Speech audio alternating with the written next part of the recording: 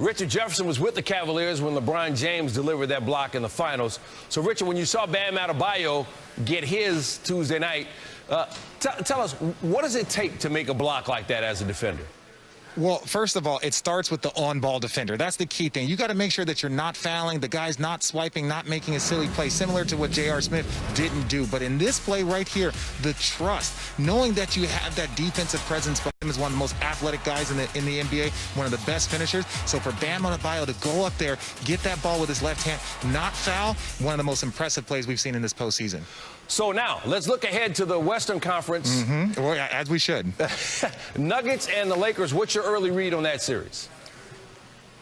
Well, it's going to be all about Nikola Jokic, in my opinion, mainly because of this. He is such a force. The Lakers, if they possibly try and double-team Jamal Murray, he's going to be passing that to the best passing center maybe in the history of the NBA. So he is the key. He's going to be a problem, whether he's getting Anthony Davis in foul trouble or having that one-on-one matchup. So it's going to be very, very interesting to watch how these game plans start to develop over the course of the series. And the Lakers certainly know one thing. If they manage to get a 3-1 lead, they better not let up. RJ, good to spend some time with you, my man. No one's letting up. No one's letting up on anything with the Denver Nuggets again. All right. Now, Neil, according to Caesars, William Hill, the Lakers are minus 550 favorites to win the conference finals. Break that down. All right, my man Dave Sheridan is the one who taught me all this. So you bet $550 on the Lakers, and if they win, you win 100. Why would I do that? Well, listen, you want to bet 20% of your money or whatever that is. All right. Now you bet 100 on the Nuggets, and they win, you win $425. Or I'll keep my money. Los Angeles took 3 or 4 meetings against the Nuggets during the regular season, including winning the bubble. Denver's sole win, a 24-point blowout in the game.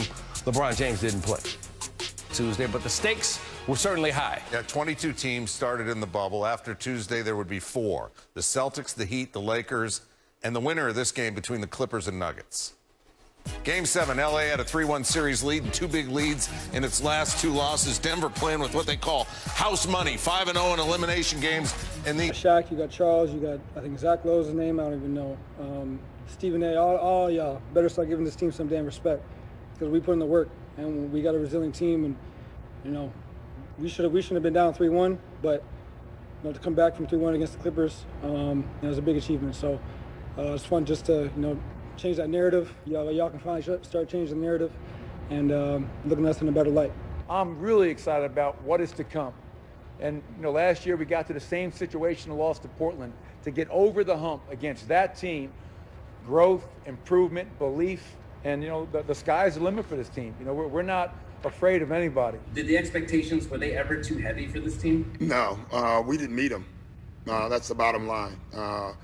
I'm the coach, and I'll take any blame for it. But we didn't meet our expectations, clearly, because we had, in my opinion, we'd still be playing. Yeah, we're pissed off. Simple and plain. We're pissed off. We were up 3-1. We had 2 opportunities to win this series, and we didn't. We didn't close it out. So we're pissed off. We look forward to the opportunity to get back on the floor together. It's obvious pressure, to live up to the title expectations. But as a player, I mean, you want that. Fact of the matter is we didn't live up to that expectation. But I think internally we've always felt this is not a championship or bust year for us. We can only get better the longer we stay together and the more we're around each other. The more chemistry for this group, the better. I think that's really the tell of the tape of the season. We just didn't have enough time together. Let's talk about the winners. Denver, the first team to overcome multiple 3-1 deficits in a single postseason. They're also first team in postseason history with 3 straight double-digit comeback wins when facing elimination. Doc Rivers now the only coach in history to blow multiple 3-1 series leads, and he's now done it 3 times, including twice with the Clippers. Also did it in 2003 as head coach of the Magic. Jamal Murray carved up the Clippers for 40 points on 58% shooting. He's the first player to score 40 points in 3 games when facing elimination in a single postseason. Murray coming up when the Nuggets needed him. Let's bring in Tim Legler. Tim, you want to praise the Nuggets or bury the Clippers, or a little bit of both? A little bit of both. I think sometimes in this situation, it's so easy to jump on the team like the Clippers. That was the favorite, but I don't think that's given the Denver Nuggets enough respect. They've just outplayed them. Down 3-1, the fortitude you have to have in that locker room, the trust you have to have, the belief is pretty special to be able to do that now 2 different times. And to come back against this team in particular that made you look so inept offensively early in the series, defensively, to continue to stick with your stuff and have your 2 best players take over the series. That's really, to me, the biggest takeaway. The Denver Nuggets' top 2 guys played at their peak when they had to have it. And when you look at the Clippers, no other way you could say it. Their best players came up small. And it started really, I think, at the beginning of the 4th quarter. You know, they're down, but this is their moment. And you have guys like Kawhi Leonard, a 2-time Finals MVP. You've got Paul George, who you went out and got specifically for moments like this. Got good looks at the start of that quarter. These are all makeable shots. And it was empty trip after empty trip. You even had a situation, Lou Williams missed an uncontested layup during that run. So those 3 guys to go 13 for 49, your 3 best offensive players in a Game 7, there is no question the pressure got to them in the 4th quarter. It affected their ability to make shots, and as a result, Denver sensed it, they felt it, they took control, and then they ran them into the ground over the last 6 minutes of the game. Well, you can see Magic Johnson, the Clippers choked again. They choked against Houston in 2015. They choked tonight against the Denver Nuggets. The Lakers will always own Los Angeles. It will never change. All right, Tim, we need you to sit tight right there. Stan's got to ask you about Game 1 out on the east side of town after the highlight. You got it. All right, guys, East already into the conference finals. Game 1 for Jason Tatum and the Celtics taking on Jimmy Butler. Clank, clank. And the Heat win a thriller. They're 9-1 in the playoffs. Here's Adebayo on that block. At the end of the day, man, you just got to make a play. And I did that. It's hard to explain because it happened so fast for me. Y'all want questions, y'all want answers for me. Instincts, I guess. Yeah, that seals the game for us. That's a winning play, you know, putting your body on the line. And rotating the way that he did. We talk about it, we go through it over and over, but Bam's been our savior on that end so many different times throughout the year. I mean, that's one of those ones that's championship-style defense, man. That's some stuff that we'll look back 10, 15 years from now and watch that play. It was an amazing play. I mean, you just said it. I had an opening. He made a great play.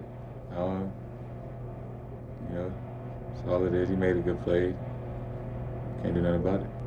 You know, when they counted, they made the plays down the stretch. I mean, it was a great play by Bam. Damn good play by Bam.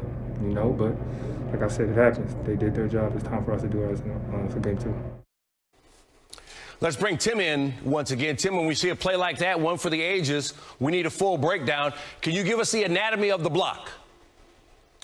Yeah, absolutely. And, you know, it's interesting because Bam Adebayo in that last play, I think he knew from the beginning that Jason Tatum was going to try to get this thing to the rim and allowed him to sit down there. Because, remember, Tatum took that 3 at the end of regulation. And this time, Miami's going to come out here, and you're going to see they're in basically a zone defense. They've got a 2-3 setup. They're going to switch everything on the perimeter. And right here was interesting because look at Bam Adebayo. He's starting to sprint out. And the reason he thinks either the ball could possibly be thrown to Marcus Smart or maybe he's going to come over here and run a 2-man game and bring Tatum off. So Bam is on a dead sprint to get out here. Interesting because Tatum elects not to get anybody else involved here. And now you see Bam Adebayo settle in. From the time he gets to the edge of the lane, you can see right now, he's got all eyes here. He has completely disregarded the guy he's guarding, Marcus Smart, because I think he believes at this point Tatum's going to try to get this thing to the rim. And now the rest of this, it's all timing and technique. This is the part about this I love. He goes with his left hand. If he goes with his right hand, which a lot of shot blockers do that are right-handed, he's going to rotate his shoulder and his hip around. There is no way he can avoid contact with Jason Tatum's chest if he goes with his right hand. He goes with his left, and then look at his eyes. Dead on that basketball. And that's why, again, he times it perfectly, puts his hand, basically bends it back inside the rim to come up with that play and save the game. And this is so critical because I believe these two teams are so evenly matched. They're mirror images of each other, and that means we're going to get a lot of one-possession basketball in the 4th quarter in this series. So when you get an opportunity to get one and make a game-saving play like that, man, we'll see how this series turns out down the road. When you're in Game 4, Game 5, we're going to look back on this moment of this game. Bam Adebayo may have turned everything in his team's momentum right now, but this is going to be a great series because neither one of these teams, I don't think, are going to be able to escape each other. There's too much shooting on the floor, and there's too much intestinal fortitude. These guys believe they can come back in any game.